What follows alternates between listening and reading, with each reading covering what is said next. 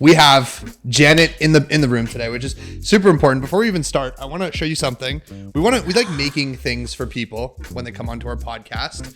Take a look. I saw a picture of your office, and I like looked at it, and I'm like, what would they use? And I also did some background digging, and I understand that you really like the dog. So please take a look. You are so kind. Thank you. Oh, look at this. Oh, we made that.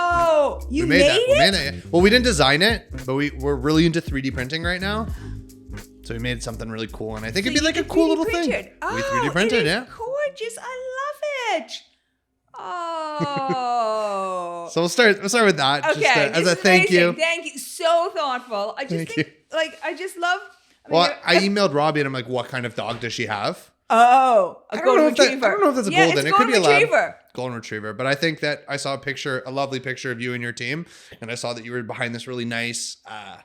I just felt the dog. I saw the dog. Yes, yeah. Absolutely. I am a huge dog lover. So especially golden retrievers. Beautiful dogs. Yeah. We have Jannet Bannister on the podcast today, which is super important. She's come to deliver some incredible knowledge, just background information. She was back at eBay when it was a very exciting time to be there. She went and founded Kijiji, which we all know and love. We've all traded, haggled, and exchanged things. And now she is at Staircase Ventures, a VC fund. But she'll explain a little bit more. I'd love you to introduce yourself and, introduce yourself to the audience. Okay. First of all, Zach, thank you so much for having me here. It's just great to be here. And it's, as I said, always a pleasure to talk to you. So thank you very much. Thank you.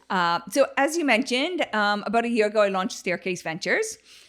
Staircase Ventures is an early stage venture capital fund. So our focus is to lead seed stage rounds of Canadian-based business-to-business software companies. Cool. So just to sort of dig in a little bit more, what we do is we do about three new investments a year. We're leading rounds, so our initial investment is anywhere between really $1 and $2 million for a minimum 10% ownership. And then we work with those companies and help them be as successful as possible. So maybe this question, when we talked about it, is a little bit down, but I went on your website, and the work that we do at Journey, we're very founder focused. We're very high level decision maker focused. I was even thinking today, I was walking down here, and it's like the fact that I know people that like didn't go with the flow and like changed projection and did their own thing and founded their own company and took risk. I really appreciated on your website that you talked about not just the funds and the money or, the background, but I talked about I really enjoyed that you talked about what you can do for founders. And I'd love you to talk more about that and talk about those different boxes and stages that you guys have, because I think that's super important to have. Well, thank you. So I've been in venture capital now for about 10 years. And as a result, I've seen over 100 early stage companies because I was with another fund before I started my own fund, have seen, these early stage companies, they get their initial investment. Some go on and do great. Some don't do so well, unfortunately. And, you see a lot. As I said, I've seen over 100 companies that I've followed over multiple years. And if you look at, what makes one company successful and another not, there are a lot of factors that go into it, but the most important success factor are the founders. Yep. And what I mean by that is it's the founders. Inevitably there's going to be challenges. There's going to be unexpected occurrences. There's going to be, you're going to lose a big customer. You're going to lose one of your key engineers, 2 weeks before you're supposed to launch a new product. Like, things go bad. Yeah. And it's like, hey, do the founders have that internal resilience? Do they have the grit? Can they overcome these things? Can they be strategic? Are they strategic? Can they think long term and yet still make payroll the next week? Like, there's so many different challenges. And can the founders go from having a team of 2 or 3 people to 200 or 300 to even to thousands of people? And so, as I said, so what I saw was, hey, the most important success factor in an early stage tech company are the founders. But what's interesting is, all venture capital firms like to talk about the value that they add after they make an investment. And yet you start saying, okay, well, how do they add value? Venture firms are always talking about, hey, the value they add to the business. What I mean by that is, hey, they'll say, hey, we'll help you hire people. We'll introduce you to customers. We'll help you with your strategy, etc. But if the most important success factor is the founders, then I said, well, we should focus on growing the founders. So that really was the insight that led to our founder development platform. Yep. And it also came just, frankly, it felt very authentic to me because I love founders. Like I do the work that I do because I have tremendous respect for founders. Mm-hmm. I just think anybody, and you sort of alluded to it, like anybody who bypasses sort of the straight road where you can get a nice job and not work too many hours and get a nice paycheck. And they say, you know what, I'm not going to do that. I'm actually going to work way harder, have more stress, and make less money every month because I have this huge vision and I want to change the world and I want to create something meaningful. So anyways, all that, I have got tremendous success for founders. And I said, I want to develop a platform that supports the founders and their growth. And hence we developed, as I said, the founder development platform, 5 pillars. Number 1 is CEO coaching. And these things are all based upon what I have seen have made a significant difference in the growth, the development, and the performance of founders. And so number 1 is CEO coaching. So we pay for all of our CEOs to have an executive coach. That's awesome. That's awesome. That I think is it one coach or is it different coaches? So it's actually different. I think it's really important for a couple of things. First of all, for the CEOs to be able to choose their own coach. Okay. And also for them to be a bit of an arm's length from me so that they can be completely candid and authentic and they don't feel that, anything I say, I don't ever want them to feel that they can't be authentic because it may come back to me. And so as a result, right? Like if they want to have, I don't know, I want them to have somebody who they can confide in 100%. Yeah. And so hence, anyway, so we do a partnership with an organization that has select someone that's good fit. This person is X, Y, and Z. Okay. Exactly. So that's number 1 is their CEO coaching. Number 2 is peer support groups. Cool. Talk to me about that. So what I have seen is most of the successful founders surround themselves with peers who are going through or have gone through something similar. Yep. And 100%. They learn from that. 100%. So I said I wanted to provide that for our founders. And so again, we partnered with another organization. It's called Up Teaming that has a network of over 2,000 founders across North America. And the founders get matched with other founders, similar stage, going through similar challenges. Similar businesses or not really? Not similar businesses. It actually is often different businesses. Yep. It's more about the relatability of the situations. Yeah, fair. Okay. So like maybe having trouble raising or maybe, more so organizational stuff, hiring. Yeah, it could be anything. Exactly. Okay, cool. And then the third thing is a personal health and wellness coach. Yeah. Oh, God. So we did a partnership with Cleveland Clinic Canada. Cool. And all of our founders are entitled to having, as I said, it's a personal health coach. Yeah. And that person can help the founders with anything, whether it's physical, mental, emotional health. So by that, what I mean is it can be anything from, hey, I can't figure out how to fit in my exercise and therefore I just don't feel like myself. To I'm having trouble sleeping because of the stress. To I think I might be depressed. To I'm really having trouble with anxiety. So, any of those things, that's what the health coaches are there for. Yeah. The memory, again, like it really spoke to me and I'm sure it speaks to a lot of founders. I remember certain projects that we had last year or a couple of years ago. And I remember literally just pacing 3 to 5 in the morning. My partners can tell you it was not a good space. And it's like, just client deadlines and such and scary stuff. And it's like you see in the movies, it's fun to be having support like that was so well needed. You build a tough, thick skin to it, but it would have been nice to have guidance to, number 1, not get myself in that situation. Yes. And number 2, I'll tell you that story after the podcast.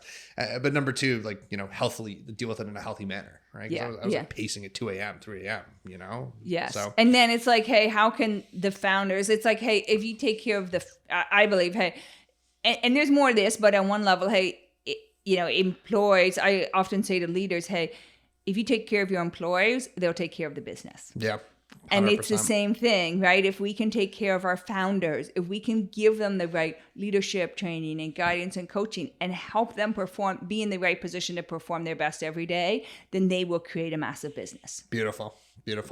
And then is there more? Yeah. No? So then, sorry. Okay. So we got CEO coaching, peer support group, CEO founders, Cleveland Clinic, health and wellness clinics. And then the fourth one is personal financial advisor. That's incredible. So this is for them to have their own, they got their own personal financials. They spend so much time thinking about the business financials.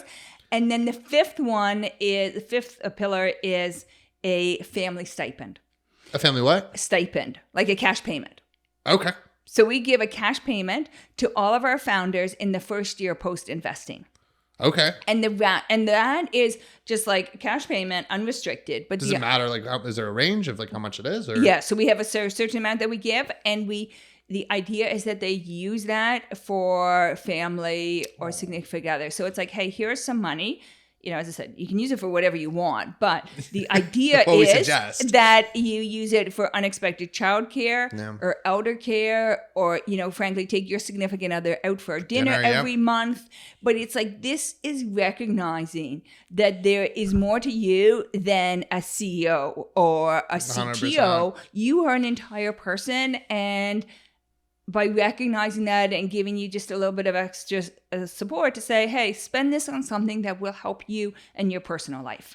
I think those 5 or 6 points are 6 different, 6 or 5? 5. I think these 5 different offerings, also from a business standpoint, maybe back in the day, at least, my uncle's generation, my father was like, figure it out, like get it done. I think if anything, you protect your investment so much better by having these non-negotiables. Because they're just going to break apart. The investment fails, the company fails. This is one of these situations, in my opinion, where a win-win for everyone. It's a win-win for you, number one. It's a win-win for the people that are involved running these companies. It's a win-win for your shareholders. So I want to congratulate on that. And I think other companies should definitely take note. I think it's something super important to have, and it really brings a lot of value to it. Well, thank you very much. One of the things, when I was developing this idea for my fund, I had this idea that, hey, we are going to offer unparalleled support and growth coaching for our founders. Yeah. We are going to help them not only improve their own abilities, but also set them up for success. And we're going to do this 100%. In a way that hasn't been done. And I got so excited about this concept. Like when I was writing my business plan, I would get so excited. And I remember thinking, I think, to your point, that this makes good financial sense. I think that we can justify there's a return on investment. Of course. But I'm not doing it because of that. Okay. I'm doing it because this is the way I want to do it. This is the way I want to treat people. This is the way I have so much respect for who these founders are. It's crazy. That I want to do this. It's great. And what's interesting is the positive reaction that has come from what we're doing far exceeded my expectations. Yeah. Look, I mean, me, Nerl, and Evan, we're bootstrapped. Our business is very bootstrapped. It's an agency. We work and we grow and we do a really great job for clients. And it's, pushing it forward. But there was a lot of early toxicity that we dealt with. We weren't making money. We kind of had to dig ourselves out of a hole. We didn't have that support, and it was hard. Only now that we actually have a livable wage, being able to invest in things like healthier food, right? And I feel it. I feel myself performing so much better. And then also too, having people like you and people like Adam and people in our circle kind of, I don't need to pace in the middle of the night. We'll figure it out. Everyone always figures it out. To move on, I'd actually love to hear, and I don't mean to take the conversation to a dark place, I'd love to hear your darkest place, because clearly something happened, or clearly you've seen things or talked to people that made you really care about making sure that maybe someone never went through negative growing up and being a founder, going through negative parts. I'd love to hear your darkest moment, whether it was at Kijiji or at eBay, or I'd love to dive into that. Yeah. So I don't remember sort of one single dark moment. I think that, I, like all sorts of people, would get stressed out about different things and have, ups and downs. It's always, as I say to my founders, there's no straight line to success. It's always going to be a bunch of ups and downs. And I think overall, I rode that pretty well. But I mean, I remember when my son was quite young, and I used to be in the office sometimes, and I would open my bag and I'd see his pacifier in my knapsack. I'd be like, I think I just want to put this pacifier in my mouth and go curl up in a corner somewhere and escape the world. But I think that's sort of I remember those emotions. But I remember one time, it was very early. So we just launched Kijiji and in Canada, and we didn't have much money, and we were trying to get the word out. And so I thought, okay, we got to get some PR because like that's free. And Yeah. so I was always calling up, radio stations or TV stations or newspapers or magazines and trying to convince them that they should be writing about Kijiji. Yeah. And so finally, a guy from the National Post returned my phone call. And he's like, Janet, I'm really interested in learning more about Kijiji. Like, come over to our office. So I was like so excited. So I get in my little car and I drive over, and I'll never forget their office was up at like York Mills and Don Mills in Toronto. So I drive up there. I've got all my talking points, in my head. I'm ready for this. And I had told the team, which at that point consisted of 2 other guys, hey, we're going to get an article in the newspaper. This is all great. Anyways, I went in there and I met with him, and he basically just proceeded to berate me for the entire 30 minutes and tell me why my idea was stupid and why it was never going to be successful. No one, like, it's like the Uber thing. Like, no one would ever do, like, no one would, like, trust to meet some stranger. And Yeah, I know. So, like, Craigslist is already in Canada, and this is all about a network effect and the first mover advantage and da-da-da. So, anyways, he went on. So I remember driving home, and, of course, I went from, like, being so excited to just, like, all this stuff. You weren't prepared for that. Like, yeah. And it was, again, things were a lot, you go through a lot worse, but what I remember by that, it was like driving home. It was a beautiful sunny day. I love to be out in nature. I was like, I could have just done like a run in the park for the last hour. Yeah. But then I thought, you know what, Janet, you have a choice in terms of how you are going to respond to this. Yeah. And are you going to get discouraged or are you going to get determined? Yeah. And I said to myself, Janet, like, forget him. Like, I'm going to build this thing and it's going to be massive. And like, he should just watch out because I'm going to prove him wrong. And so I think a lot of it is, sometimes you don't have the strength to do that. But if you can sort of get that mentality of, you know what, like, forget you. Like, I'm going to prove you wrong. You think I can't do it? Well, just watch me. Honestly, in a way, it kind of brings me to tears almost because, like, I'm trying to think about, like, where I was during this. And I was probably in, like, high school. Me and my buddies would, like, try and, like, buy stuff off Kijiji. Maybe it was a little couple years later, but, like, I don't know them, but you definitely made a significant impact in, like, Toronto culture when, like, Kijiji. I know Kijiji's on other places, too, but I never use Craigslist. Craigslist was always this, like, weird American thing, no? Like, I don't know. We're not here to talk about competitors, but definitely say that you left your impact. At least for me in my life and for a lot of my friends, we would all use Kijijis. We'd all try and get the games, right? Like the video games, the controllers, maybe the discounted PS3s and whatever it was back in the day. But I would love to hear actually, if there's 3 pieces of advice that you give to founders, or if there's 3 pieces of advice that you'd give to an early stage, to a seed level founder, something that's on your mind. Okay. So there's so many different things that, so many different pieces of advice, but I think if I had to select like 3 pieces of advice for an early stage founder, I would say, number 1, choose to do something that you feel really passionate about, that you're excited about, because you're going to be spending a lot of time doing that. So what excited you about Kijiji? Like, what part of that? I'm just curious. I think it was the idea about changing how consumers shop and access things. Okay. It was about providing it. Kijiji was based on the insight that Canadians spend a ton of time online, but they do not like to transact online. So they research on. Again, this was now 20 years ago, but so things have changed. But they like to research online and transact in person. Yep. And so then I thought, okay, if that's the case, then rather than there would be a classifieds model would work better than an eBay type of model. Yeah. That was the insight. And then I think I was just driven by this idea of making a site that would make a difference in people's lives. Yeah. And I remember, like in the very early days, we likened Kijiji to a utility.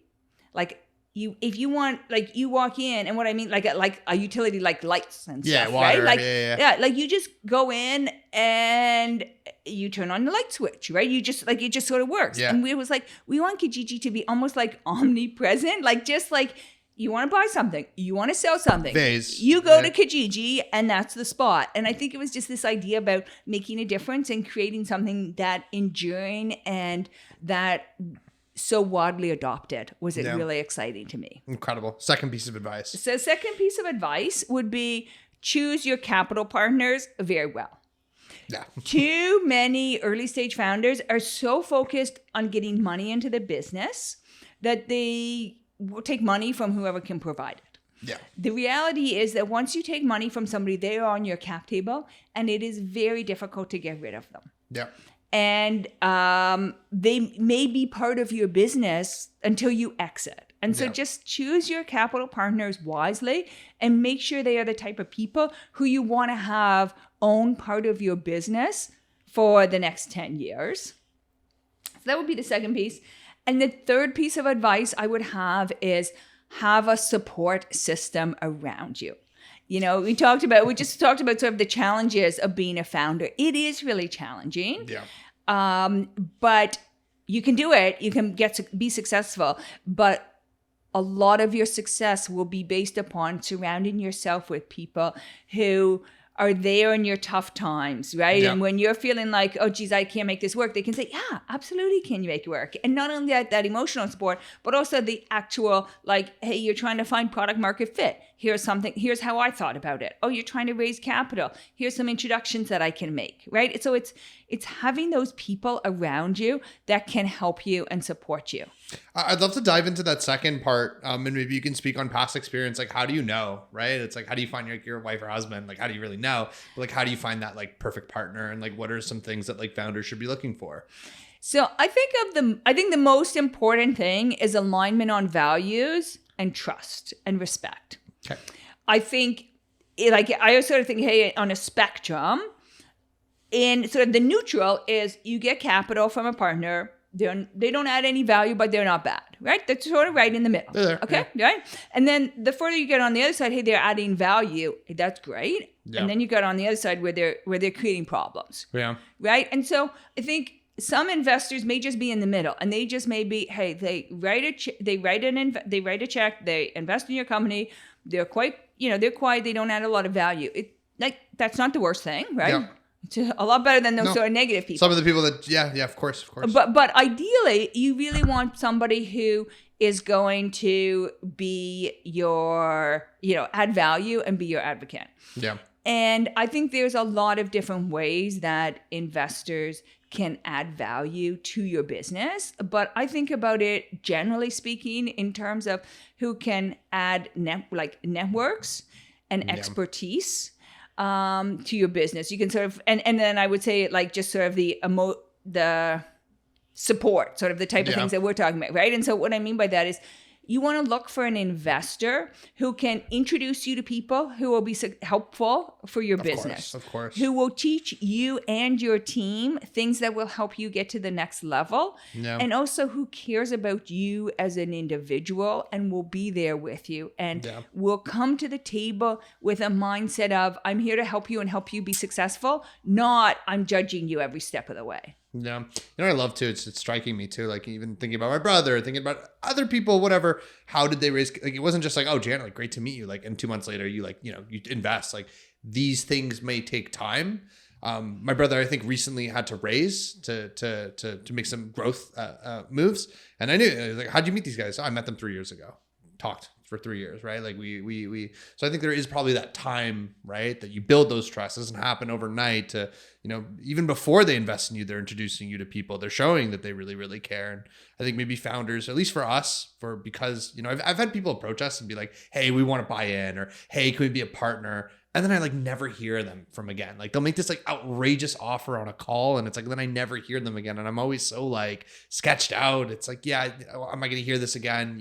Fine, whatever. We never hear from them again. Right. So I think it's definitely that network it's effect. Interesting. I was just actually earlier today speaking with Mike Wessinger, who he is the advisor for Staircase Ventures. Mike Wessinger is an incredible entrepreneur.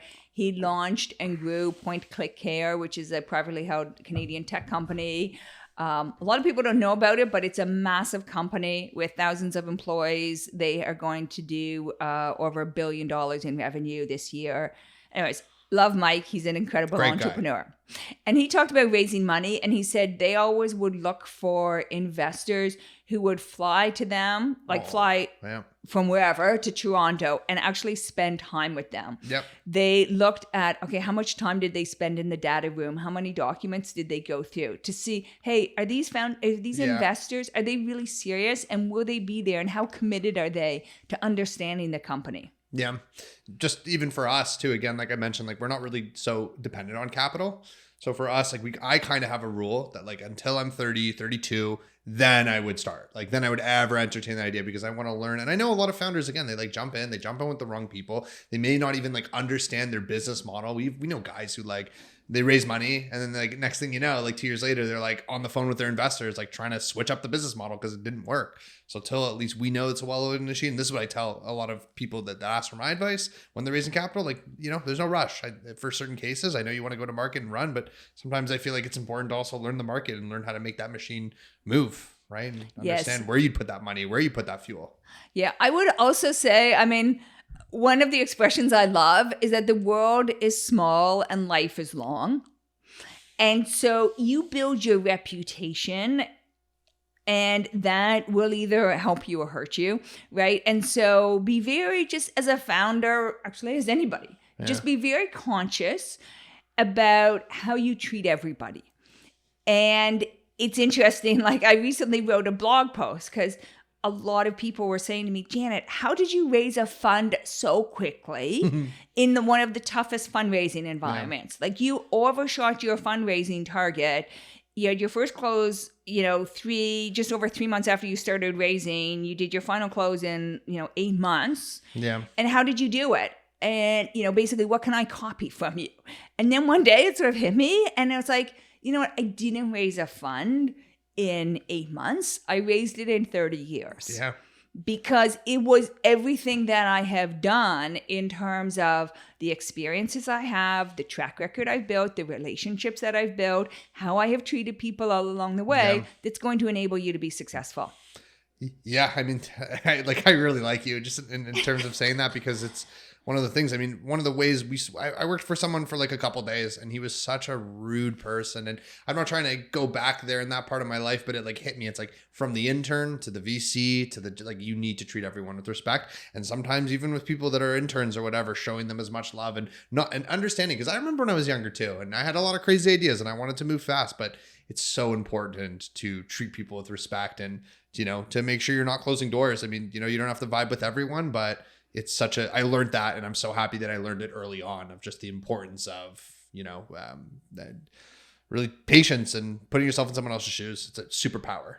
Absolutely. Yeah. And even to think about like the Clinton, like when Bill Clinton was an officer, like how did he like come out of nowhere and just like snatch the presidency? Every night, or the story is that every night he'd go through his Rolodex and he would call different senators and different Congress people and just say, hi, how are you doing? What can I do for you? I'm not saying that's like a manipulative way to get to power, but he definitely had a strategy that some other candidates didn't have, which was quite interesting. I would love to move on to Staircase now. We talked about one of the core values of Staircase. You guys distributed some funds last week. I'd love you to talk about them and kind of just open up and talk about the plays.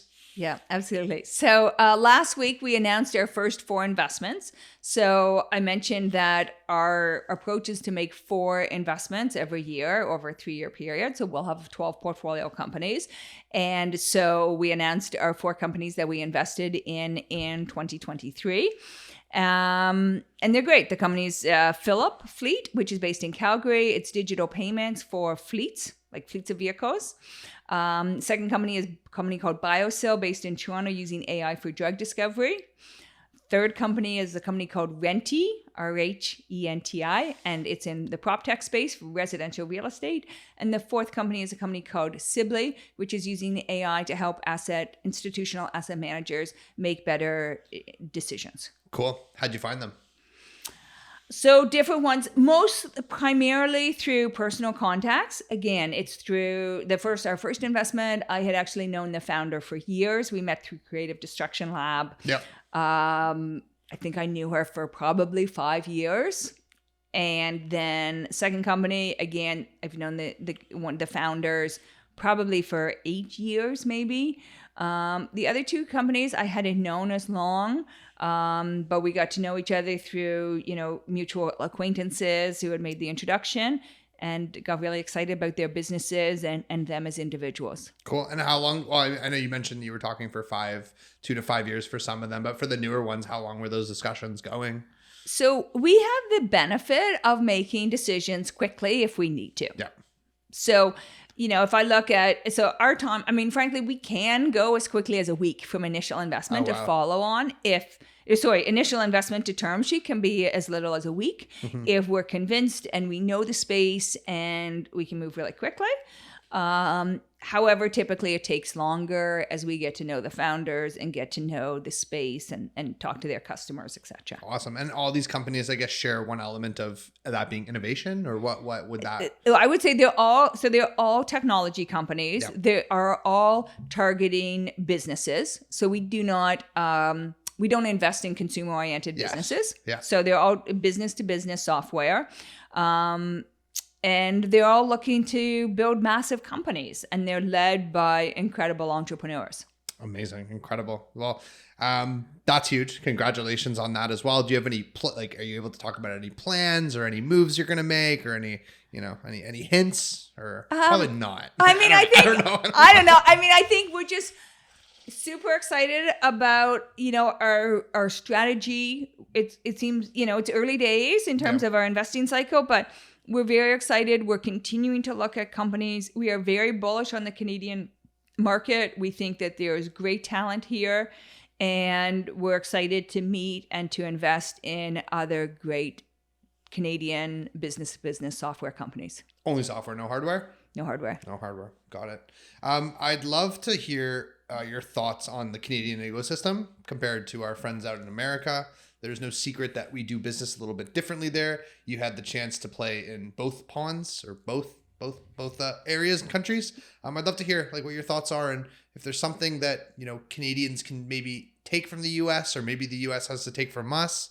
I'd love to hear your thoughts. Yeah, absolutely. So I think it's different depending upon what angle. I think generally, if I think about big companies as a whole, like big American companies versus the leaders of big Canadian companies, American leaders of big companies, of enterprises, tend to move a lot faster and make decisions faster. When I was at McKinsey earlier in my career, and it was sort of like a bit of a joke that if you're a McKinsey consultant, you go in and you meet with some executives at a US based company and you tell them, hey, here's some ideas, and you give them some thoughts. You do the same thing at a Canadian company. You go back 6 months later and you meet with the Canadian company, and they're like, okay, yeah, that was really interesting. And, we're still thinking about it, and maybe we should talk about it a bit more. You go back 6 months later to the US company and they say, hey, by the way, we've already implemented 3 of the ideas, and here are the results, and here's what's working, and here's what's not. Yeah. And so anyways, I think that our Canadian leaders I'm talking Canadian business leaders, some of them, again, general statement, can learn from that. In terms of the tech ecosystem specifically, we have great technical talent here in Canada. I'm really excited about some of the businesses that are being built.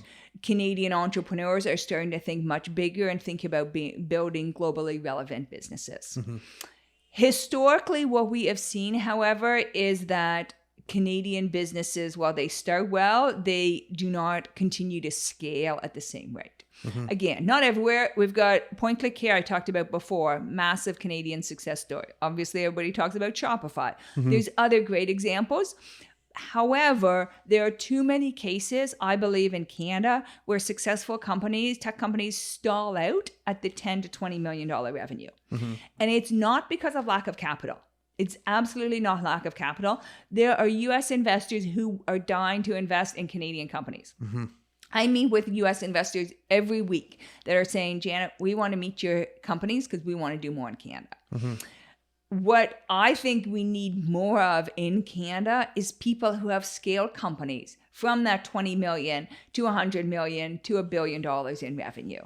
That is sort of hey, if you want to go out and hire somebody in Canada, whether it's head of sales, head of technology, whatever, who has taken a company, as I said, to 100 million or to $1 billion in revenue, there's not a lot of people there.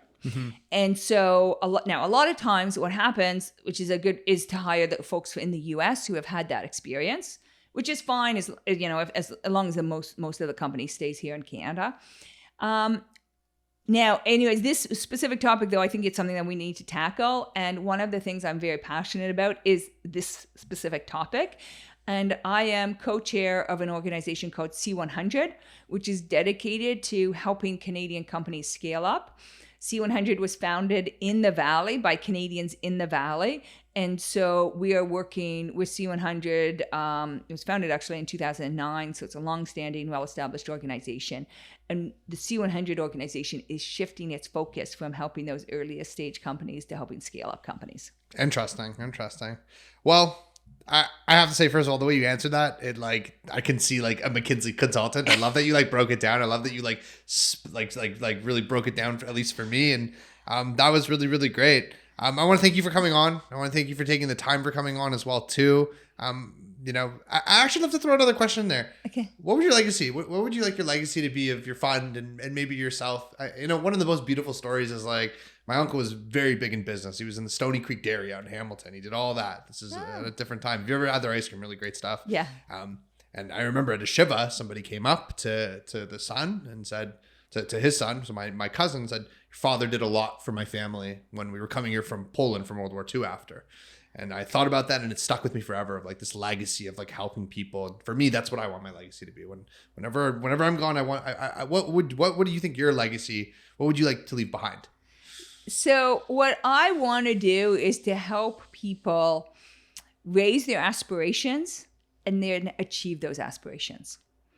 And so that is so specifically what I love to do is work with primarily entrepreneurs, but other people and say, hey, you know what? You can actually do and be much more than you may think. So, you know what? Like raise your aspirations, raise your goal, raise your vision. And then I will be there right beside you to help you get there. Like to me, I think it's both the inspiration for people as well as the actual help to help them realize that inspiration. But I think that if I can make people's lives better in those ways, then that's what I want to do. That's what I feel is my mission and my calling. I love it. Jannet, thank you for coming on. People can learn more about Jannet Bannister, number one. You can learn about her, search her up online on Google. You still buy stuff on Kijiji or no? You know what? I haven't bought stuff, but we have sold stuff. I have an 18-year-old son, so we've been like getting rid of, the hockey equipment, the hockey net, the basketball net out of our backyard. Okay. So Kijiji is a great source for that. Yeah, of course. Staircaseventures.ca or .com? .com. We can learn more. Guys, thank you so much for listening. Take care, everyone. Thanks so much.